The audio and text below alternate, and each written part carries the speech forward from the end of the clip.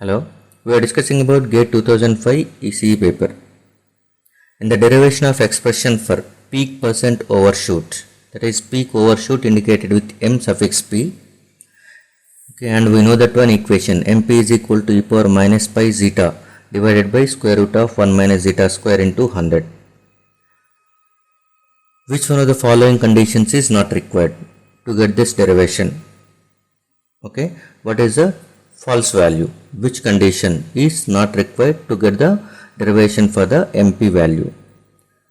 A. System is linear and time invariant. B.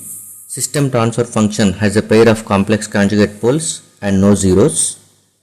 C. There is no transportation delay in the system. D. The system has zero initial conditions. So peak overshoot you will get.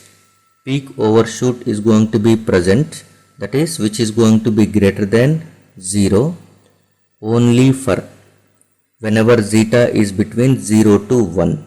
If the damping ratio is between 0 to 1, then only peak percent overshoot is going to be greater than 0.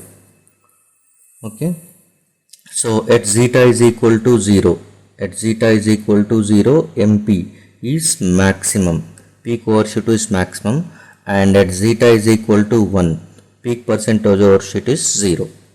So as zeta value is changing from 0 to 1, that is as zeta increases, MP is going to be reduces. So definitely zeta value must be 0 in between 0 to 1. 0 to 1 means underdamped system. Underdamped system means where you are going to get two complex conjugate poles. If the location of poles are going to be complex conjugate of each other, then the system is called as underdamped. For that one, zeta value is between 0 to 1, where MP is going to be existing. Otherwise, MP, maximum peak overshoot, okay, peak percent overshoot, it won't exist. So second one is not the right answer. And in control system, every system is assumed to be linear and time invariant.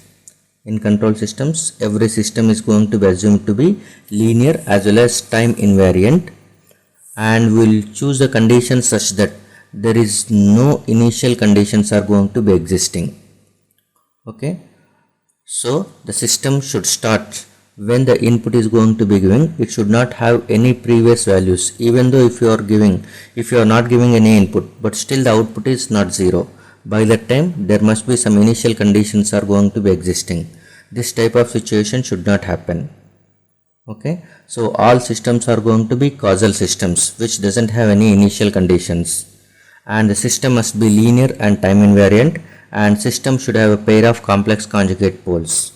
So the right answer for this question, the statement which is not required for the peak percent overshoot, is C. That is, there is no transportation delay in the system. Initially what happens, whenever we will go for a control systems, we will assume that one this is a system.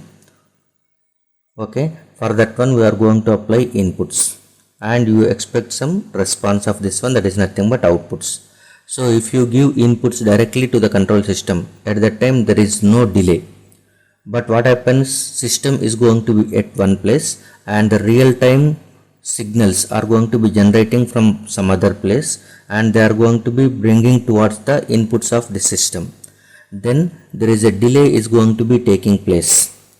In practice, okay, getting the inputs from the real time system, okay, real time inputs are going to be coming from a far place to the system under considerations. By that time, as they are moving, there will be some delays taking place through this path. That delay is going to be treated as transportation delay. While transporting the inputs, real time inputs, to the inputs of the system, okay, while bringing the inputs from the real time source towards the inputs of control system, there is a delay existing. That delay is called as transportation delay. But while calculating the accurate parameters, we don't consider this delay. So this delay is not required. Okay, in general it is indicated with e power minus ts. Okay, so into something, this indicates the delay. So the right answer for this question is C. Thank you.